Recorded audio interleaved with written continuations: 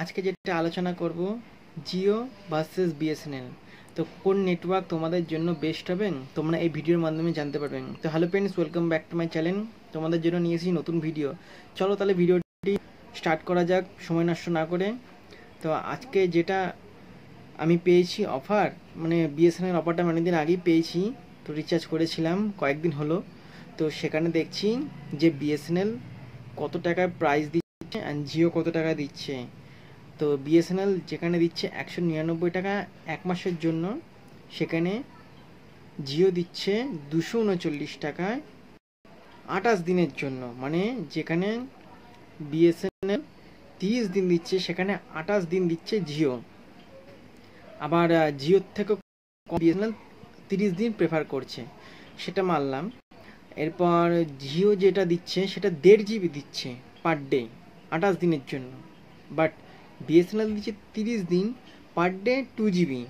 এখানে পুরোপুরি জিও মার খেয়ে গেল বিএসএনএলের অফার থেকে। এরপর আসি কানেকশান। বিএসএনএল যেখানে দিচ্ছে 3G, বাট জিও দিচ্ছে সেখানে 4G। তো এই ক্ষেত্রে জিও এগিয়ে গেল। হয়তো একটু অফারটা একটু দাম প্রাইস বেশি নিচ্ছে কারণ 4Gর জন্য, বাট ঠিক আছে, দাম অনুযায়ী কেউই এগিয়ে নেই, দুজনেই সমান রেটে আছে। এরপর আসি মেন পয়েন্টে, যে আমরা জিও ইউজ করব না বিএসএনএল ইউজ করব। তো সবার আগে জানি যে নেটওয়ার্কটা কেমন দেয় আশেপাশের চারিদিকে। তো বিএসএনএল নিয়ে যদি আমি সারা দুনিয়া ঘুরি, অসম্ভব ব্যাপার। দুনিয়া তো দূরের কথা, আমি যদি আমার এলাকায় যদি অন্যান্য এদিক ওদিক যাই, তবে বিএসএনএলের হয়তো কল আসে, বাট নেট কানেকশান একদম কাজ করে না। বাট যেখানে জিও আমি যদি সারা দুনিয়া ঘুরতে চাই তো ঘোরা যাবে, জিও সব জায়গায় কাজ করে। তো এক্ষেত্রে বিএসএনএল একদম সুবিধা না, পুরো ধরাছোঁয়ার বাইরে চলে গেল, কারণ নেটওয়ার্কে যদি কাজ না করে তবে আমি এই সিমটা নিয়ে কি করব। এরপর আর একটা মেন পয়েন্টে আসি। ধরো তোমরা কোনো পার্সোনাল একটা কাজ করছো, ইম্পর্টেন্ট কাজ করছো, তো সেখানে যদি কল আসে, মানে আমরা নেটওয়ার্কে তো কাজ করি বেশিরভাগই, তো সেখানে যদি কল আসে তো সেখানে বিএসএনএল পুরোপুরি আউট হয়ে গেল, মানে নেটওয়ার্কই আউট হয়ে গেল। যদি কোনো ধরো আপলোড করছো তো সেখানে কী হবে, আপলোড ক্যান্সেল হয়ে যাবে।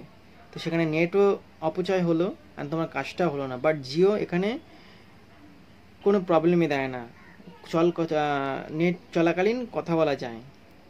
এই একটা পয়েন্ট হলো। আরও দুটো পয়েন্ট আছে। আর একটা পয়েন্ট হলো যে আমি যদি কোনো কিছু আপলোড করি তো সেখানে সব আপলোড তো দূরের কথা, ডাউনলোডই যদি করি সব ক্ষেত্রে বিএসএনএল ডাউনলোড নিচ্ছে না। হয়তো ধরে নাও তুমি ইউটিউব থেকে কিছু ডাউনলোড করছো বা ভিডম্যাট থেকে ডাউনলোড করছো, মানে ইউটিউব থেকে ট্রান্সফার করে যদি ভিডম্যাটে ডাউনলোড করো তো সেখানে ডাউনলোড হবে না, প্লে স্টোর অ্যাপ আপডেট নেবে না। যে ফোন অফ করে চালু করতে হয়, নাহলে কিছু এমন নেটওয়ার্ক কানেকশান খুব ভালো থাকে তবেই তুমি বিএসএনএল থেকে আপডেট করতে পারবে। বাট জিও এখানে যখন মন চায় তুমি আপডেট করতে পারবে, যা খুশি ডাউনলোড করতে পারবে। তো এই একটা পয়েন্ট হয়ে গেল। যদি তোমরা চাও যে জিপিএস ট্র্যাক করে অন্য কোনো জায়গায় যেতে, তবে সেখানে নেটওয়ার্কটা খালি বারবার আপ ডাউন করবে। যেখানে তুমি যদি ম্যাপ চালাও তবে বারবার দেখবে ম্যাপ থেকে বেরিয়ে আসবে, আবার আবার এন্ট্রি করবে, এরকম ম্যাপ। তো তোমরা ইউজ করলেই বুঝতে পারবে যে সিমটি কেমন। তো এই ভিডিওর মাধ্যমে তোমরা বুঝতে পারলে যে বিএসএনএলে কী কী প্রবলেম হয়। তাও একবার আমি শর্ট পয়েন্টে বলে দিই। একবার ডাউনলোডে প্রবলেম হয়, একবার আপলোডে প্রবলেম হয়, একবার কল আসলে প্রবলেম হয়, আর একবার নেটওয়ার্কে প্রবলেম হয়। আর যে সারা জায়গায় যে তুমি ইউজ করার কথা ভাবছো, তো এটা অসম্ভব ব্যাপার, হবেই না। তো এই ভিডিওর মাধ্যমে তোমরা বুঝতে পারলে যে কোন সিমটা আমরা ইউজ করব। তো থার্ড ক্লাস সিম হচ্ছে সব থেকে বিএসএনএল। তো এর বদলে যদি তুমি অন্য কি সিম ইউজ না করো ঠিক আছে। তো আজকের ভিডিওটি এইটুখানির জন্য, রেডি থেকো নেক্সট ভিডিওর জন্য। আশা করি তোমরা বুঝতে পেরেছো যে কোন সিমটি তোমরা ইউজ করবে। তো চলো, টেক কেয়ার।